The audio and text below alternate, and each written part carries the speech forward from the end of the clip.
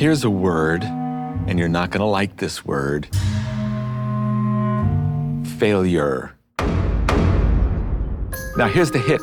It's okay to fail, to feel insecure. Now composers are arrogant, especially when we're talking about our music. But the fact is, the arrogance is generally hiding great insecurity.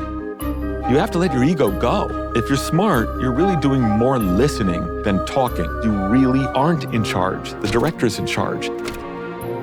Your job is to translate their feelings about their movie into music. One more time. Hearing the downbeat, boom. In the course of this masterclass, we're going to talk about instrumentation. We're going to talk about orchestration. We're going to talk about melody. We're going to talk about a tone. The most important thing you're going to capture in a film score is going to be the tone. The unknown known. I tried to find a very simple leitmotif. Guitar, there's a mystery to it. Ostinato begins, B section, and it ends in a classical da-da-da-da-da.